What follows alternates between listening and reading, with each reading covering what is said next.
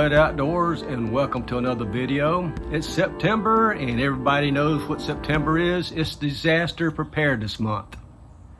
Since it's Disaster Preparedness Month, it gave me an idea of a series of videos. Now, I won't show a video of disaster preparedness on every week, but I may do one once a month. And the videos will be on how to use an outdoor skill to provide you with some preparedness in case you have a disaster in your area. All right, so what outdoor skills am I talking about to help you better prepare for a disaster? And from an outdoor perspective, quite a lot of them. Anything you could do outdoors as far as recreational type things is a skill. Hunting, fishing, camping, purifying water, anything like that is actually a skill that will help you better prepare in case of a disaster. In this first video, what I want to talk about is planning for a disaster scenario, preparing for a disaster scenario, and also testing for a disaster scenario. I'm very familiar with disaster planning, disaster preparedness, and disaster testing. I was in the military in the late 1970s in the Strategic Air Command. I was stationed at a ICBM base in Montana, and we had something called DEFCON, or Defense Conditions. And each defense condition had a different level based on world situations that could lead to war. So we always had to not only have a plan, but we also had to prepare for that different type of military action situation and also test or exercise for that situation over and over again. So based what I learned on in the military on DEFCON, I applied that to everyday disasters. And I've been doing this since, really back in the 80s. So one thing you're probably thinking about is that I've never really been in a disaster. Well, if you live long enough, you will be, and a lot of people already have lived through disasters. It could be natural disasters, hurricanes, tornadoes, things like that. I've been in a hurricane. I would classify that as a disaster, and you got to be prepared for that. Also, 9/11 was a disaster. You didn't know what was going to happen. You had to prepare for the unknown at that point when that occurred. And also, the COVID pandemic was a disaster that you needed to prepare for. And some people that went through it I've talked to wish they had better prepared for a lockdown condition, and things could have been a lot worse. So before you go outside and use those outdoor skills for a disaster or hone those skills for a disaster, you need to come up with a plan and define a plan. Define the disaster type scenarios. Prepare for those type scenarios and practice testing those scenarios. So like I was exposed to in the military of DEFCON, or defense condition, what I created was a disaster condition, or what I call a DISCON. Over the years, I've added to and taken away from my disaster condition plan. And right now it stands fairly decent for the conditions of the world as they are today. So let's go inside and we'll take a look at my disaster condition plan. This is my DISCON plans manual. It's been a work in progress since the 1980s, where I wrote down different things for disaster planning, preparedness, and testing on a piece of paper, put them in a notebook. Then I went and typed it out on a typewriter, put it in a notebook, and now I've got everything on a text file on a computer where I can easily edit the document and print the document out as needed. So let's take a look at my DISCON plans. First of all, I come up with a DISCON status. And I'm basing this on the old DEFCON military war conditions. And I've got 5 different levels. On the disaster condition status, at 5 is going to be normal conditions. 4 I've defined as abnormal. 3 is a threat. 2 is a warning. And 1 is when the disaster actually exists. Over the years, I plan on 4 types of disasters, all having either a normal condition to an existing condition. And I call these a natural type disaster, a biological type disaster, a terrorist type disaster, or a government/social type disaster. So based on the type disaster, what I did then is create different scenarios. This doesn't include all the scenarios. There's a lot of scenarios that go under, like for instance, under natural disasters, weather, that could be a tornado, a snowstorm, a hurricane, whatever, earthquake in the United States, some astronomical type event. From a biological standpoint, pandemic, radiation, or chemical that was released by accident, a terrorist type disaster that's happened in the United States, from being a sniper to actually causing riots, and from a government standpoint of civil unrest, financial issues, EMP attack, actually nuclear attack, or even an invasion. So based on the disasters in the scenario, then I came up with different plans. So let's take a look at these plans. So these are the 13 plans that I've came up with. I've got a plan on security, communication, food, weapons, fuel, energy, financial, precious metals such as silver and gold, if you want to keep that as a hedge against financial funds, some type of bug out if you need to leave where you're at, transportation, how to get around. If you're going to go somewhere with somebody else, have that type of plan, a bug out convoy plan. If you are somewhere and you need to get home, you need to know how to get home. And if you are far away from home, you need a bug home remote plan, how to get back from maybe 500 miles away. And of course, a medical type plan, given any type of conditions that you have identified. So giving the different type of disaster, a condition level, and also the plans will tell you what to plan for, how to prepare for it, and how to test it. So let's take a look at these plans and how I've got them set up. So this is how I have my plans laid out, and I'm using the communication plan as an example. And as you can see, I've got a DISCON level on everything from 4, 3, 2, 1, and 1 being a worst case scenario. 5 I don't need because that is a normal condition. And based on what type of disaster I am in, I'm going to reference this at what condition I am in. If I have a condition coming up, and no matter what the disaster is, if it is a warning, these are the steps that I want to execute at that particular time that I receive a warning. So as you see, I got my disaster plans defined and my conditions defined depending on what I determine the condition to be. So how do I determine what a condition is? Basically, I determine it by location. If nothing's happening in the world, then I'm at disaster condition 5, which is normal. If it happens in the world somewhere as a disaster that could affect me, I would move it up another condition. If it happens in the United States, I would move it up in a higher condition. If it happens in the state and county that I reside in, I would move it up higher as a condition. If it's happening and I am experiencing that disaster, then of course, that is DISCON 1. A lot of you are probably thinking, well, wait a minute. You know, this is a lot of planning and defining a lot of different disaster scenarios, so I must be a doomsday prepper.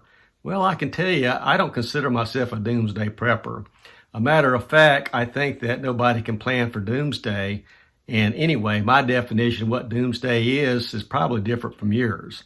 I think people's definition of what doomsday is based on maybe where they live out in the world, maybe their financial capabilities, and probably more than likely their religion.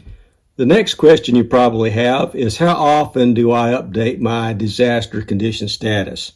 And that's kind of hard to answer because I may do it, daily, I may do it weekly, again, depending on what I think is going on in the world from a disaster perspective. So this is where I have everything right now, and I'll tell you what it's based on. First of all, I'm looking at natural disasters. Right now, there's no type of natural disaster, so it's in a normal condition.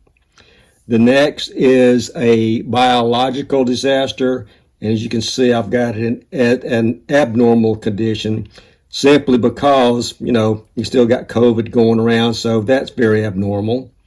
The next I've got is terrorist. Do I really think there's a terrorist threat right now? And no, I don't think there is. I think everything is normal as normal can be in the world we live in right now. But last, like for government or society, I've got it as a threat. And that's going to be from a financial perspective. The stock market is really going down and inflation's going up.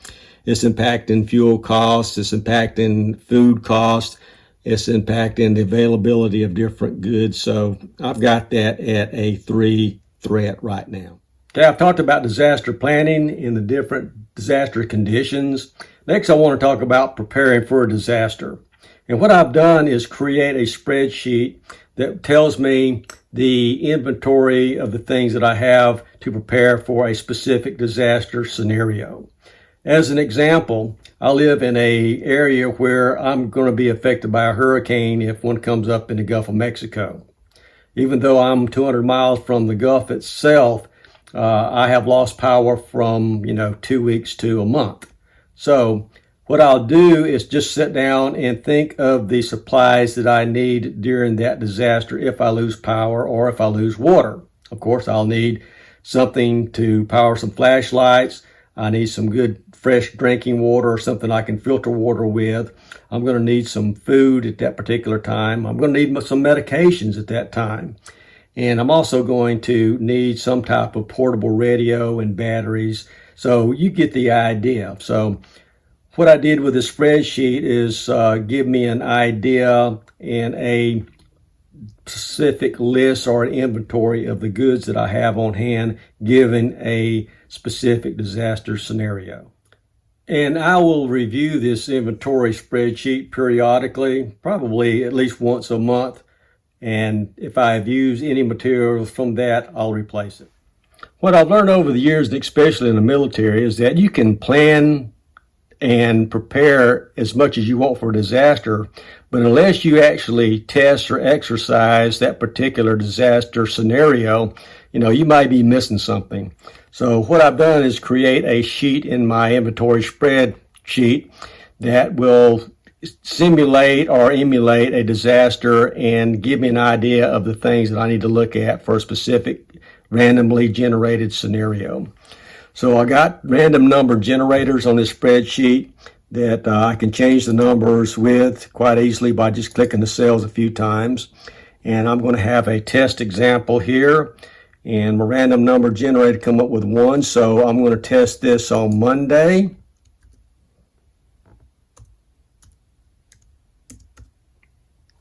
And it's going to be a natural disaster. Kind of hard to type around this screen. And I'm going to, a natural disaster is going to be 3, and it's going to be an astronomical disaster.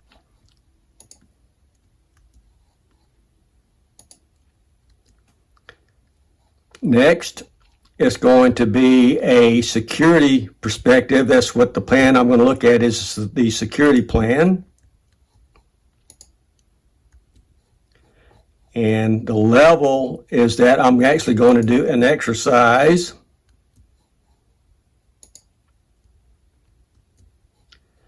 And I'm going to exercise DISCON level number 3, which is a threat. And then what I'm going to do is actually go through and put myself in this scenario.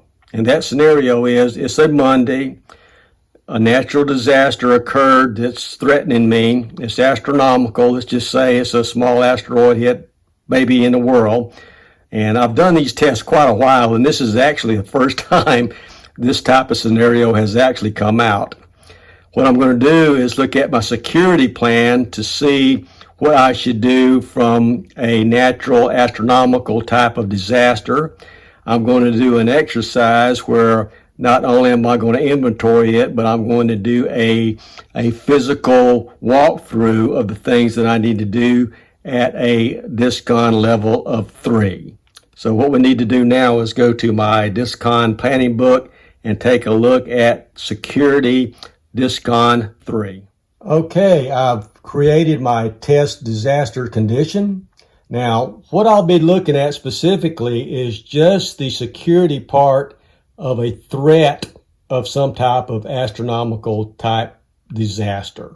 Just the security part. Does it mean that I would look at the other parts of my plan? It does not. I would look at all parts of my plan at that level 3 threat condition. What this test does, it just forces me to go to a specific plan, look at condition 3 from a security perspective of the things that I need to prepare for in case I do have some type of astronomical event. So I'm going to go to security plan, and here is my threat condition 3. And basically what this condition 3 says, it's an exercise, so I will actually be doing things leading up to actually doing things, let's say purchasing something. So the first step that I've got here is actually says here that I need to look at and purchase more ammo if I need to. Again, this is only the security plan. And then the next thing I'm going to do is buy more food, which I would have that also in my food inventory plan. Next, it would say obtain some type of communication devices up to a mile. If I don't have any walkie-talkies, then go ahead and buy some walkie-talkies, again, from a security perspective. And then I'm going to check out my family and friends on any type of weapon that they need to be checked out on. And number 5, it says to clean all my weapons and get them zeroed in. So from an exercise perspective, what I would do is get everything up to the point of actually performing those particular tasks. So as I mentioned, I try to execute a disaster plan test weekly. I don't always do it weekly, but I try to do it weekly. And the test can be anything from just doing an inventory of things to just reading through the plan itself to doing the actual exercise. What's really neat about today is the first time I've actually had this type of disaster scenario pop up in my random generator of test scenarios. And what I'll be doing is actually Monday going out and doing this because I need to. Well, I hope my way of disaster planning, disaster preparedness, and disaster testing made sense. Again, that's the way that I do it. You can look online, you can check out YouTube, or just do searches through Google and just search for a disaster plan, and I'm sure you can probably download one anywhere.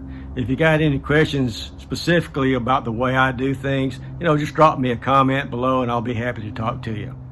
All right, I think I'm going to end my first disaster preparedness video right here. I hope you found it interesting. The next disaster preparedness videos will be doing outdoor skills to prepare for a disaster as they fit into the different types of scenarios that you may encounter. So please leave a comment below if you like this video, maybe an idea of what you'd like to see as far as disaster preparedness, or let me know if you liked it at all. If you didn't like it, you're not going to hurt my feelings if you say, nah, let's stick to something else and not do the disaster preparedness type videos. But anyway, please like, comment, subscribe, hit that notification button and share, and I will see you guys in the next video. Thanks.